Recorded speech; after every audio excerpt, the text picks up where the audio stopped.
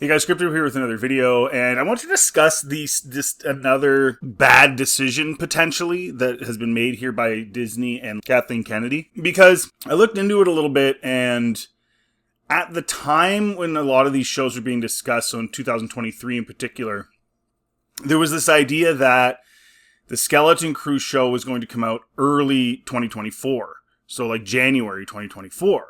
Now, at the time, it was still sort of suggested and vaguely reported that the Acolyte was going to come out before Skeleton Crew. But being that Acolyte didn't come out until the summer, and then Skeleton Crew came out this winter, it stands to reason that there's a possibility that both of these shows were more or less done around the same time. Because if they had the option to put Skeleton Crew out in January 2024, that tells me it was pretty much finished. It's possible that it was finished and the Acolyte was still doing post-production, because the Acolyte took a really long time to make. It took over 4 years. So maybe they changed their mind and said, well, instead of putting Skeleton Crew out first, we'll wait on it, put Acolyte out first. And if that's the case, is that a bad strategy? Now, just to look into this, so it is reported. It was reported here. So here's talking about Skeleton Crew. Originally, the show was scheduled to arrive on Disney Plus in 2023, and even at this year's Star Wars Celebration event, there was a teaser trailer revealed to those in attendance. The show was announced to be hitting our screens later this year, but while there have been reports that it was delayed until 2024, we now know, thanks to the listing on the U.S. copywriter site. Disney has been on a cost-cutting exercise, and one way it is planning on doing this is by spreading out its content and releasing less, also with the added issues with the actors and writer strikes. And it's become very apparent that Disney has pushed the Star Wars brand too much with too many shows in a short period, which has caused some franchise fatigue. So sliding Skeleton Crew into early 2024 will help reduce costs, but also give fans a break between shows. Yeah, and then it also says earlier in the article, with the entire first season of Ahsoka now available to stream on Disney Plus, Star Wars fans are now looking forward to their next fix, and it looks like fans won't have to wait much longer. Skeleton Crew set to arrive January 2024. So they almost released Skeleton Crew a year after they had been planning on it. And so I think originally what I'm seeing here, and there's several other articles too you can check out, but it looks as though the plan was to release Skeleton Crew before the Acolyte. And the reason I'm bringing this up is because the question I have for you guys listening is, would it have maybe held on a little better had they done that? I mean, obviously at the end of the Acolyte, everyone was going to be angry no matter what. But is it possible that there would be more goodwill with Skeleton Crew if it had come out before the Acolyte? And I'm asking that because I have had people comment in my comment sections and on Twitter, different things, saying that the Acolyte just pushed them over the edge. That was the end of it for them.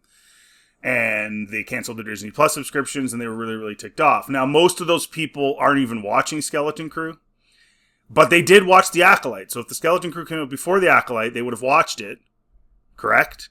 And would the Skeleton Crew, I know we've only seen 3 episodes, but would it have helped the cause rather than putting the Acolyte out before it? Now, there's also reports that Disney didn't really market Skeleton Crew as much as the other shows because it wasn't, quote, woke enough. But we do have the lesbian moms. Now, the difference is, though, there's a big difference between side character, 1-2 line lesbian moms in like probably 1 or 2 scenes in the entire show, and another show literally based on a witch coven of lesbians that create 2 Force users with their witch magic and another virgins in the Force, which many people consider completely lore breaking. And the fact that it was so centered on these witches, and the fact that they were without they were of a certain proclivity, that really made people super mad. I've always said, like, as far as the lore breaking, Anakin was still created by the Force, so that still changes things. They had to use their weird dark side, whatever. They were doing magic crap, but the show itself was awful in basically every possible way. It ruins Ki-Adi-Mundi, ruins Yoda. It's just awful. Now, Skeleton Crew breaks lore in some ways, but it's a lot more subtle. It's, I talked about episode 3 and how the light speed stuff is just it happened a little too easy, and then of course they fixed that at the end and made sure they had to leave the atmosphere and all this stuff, and so they're kind of hitting and missing in Skeleton Crew, but they're not like totally just taking a dump on lore. They're just not doing the best job. But I mean, compared to the Acolyte, it's not even in the same hemisphere as far as lore breaking. The having a Sith Lord and killing Jedi and the Jedi covering it up, and then the Phantom Menace, Yoda, or Ki-Adi-Mundi saying plainly we haven't seen them in 1,000 years, and then now you watch that, it's like, not that I take Acolyte as canon, but like if you did, it's like, oh, okay, so they're both just liars. Him and Yoda are sitting there literally just lying, and George said the Jedi are not that type of guy. Anakin was the exception, and that's why he turned into a monster. So, the other thing I want to talk about, the difference between the two shows, is the characters themselves. And I brought this up when I was reviewing The Acolyte. Like, there's that one scene where they're trying to find the virgins, which was really lame the way they did it. But anyways, like, Wookiee dudes walking around with a metal detector, and they're looking at their little iPads.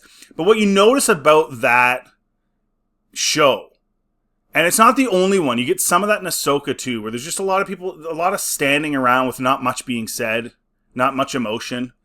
And in that scene in particular, but it happens throughout The Acolyte a lot, they're all working and doing stuff, and they're all within the vicinity of discussion with each other, right?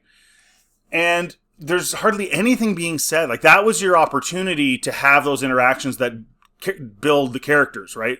Not only build them as individuals, but build them in terms of how they interact with each other. And of course, in the original Star Wars, they did such a great job of that. I mean, there's arguing going on between the group of the main heroes. They're thinking about stuff. They're going through stuff. They're talking nonstop, and they're building up each other's characters. And you actually build characters much more efficiently when you do that. That was one of the problems with Rebel Moon. I didn't even bother with part 2. I was like, this is awful.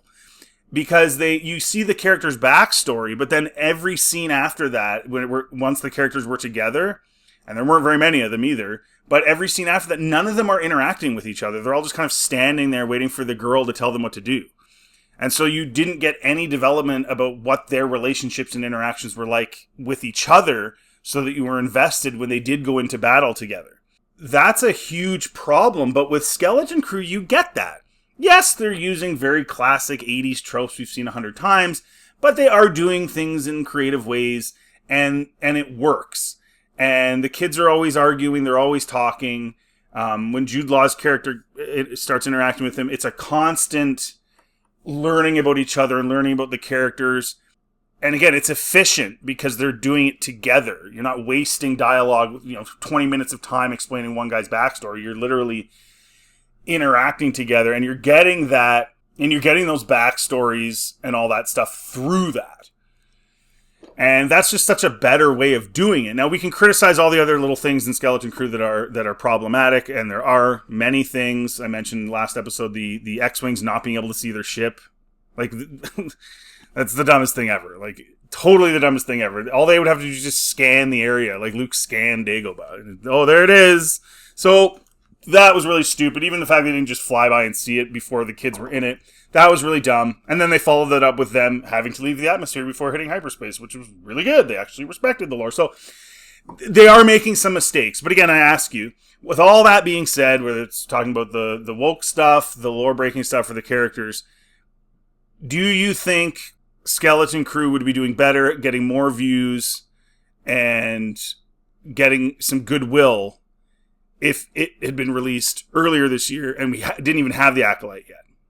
Right? Like, imagine it's June 2024 and Skeleton Crew's 3 episodes have come out. Acolyte's over here. No one's talking about that. It's coming out later. Do you think there'd be more goodwill, and do you think it would be getting ratings? Because it's bombing. It's totally bombing. Like, it's not even going to be in the top 10 for any episode, for anything. And it's a Star Wars show. So let me know in the comment section what you think. If you like this content, please like, subscribe. It always helps the channel. Feel free to check out anything else on my channel. Have yourselves a really good day.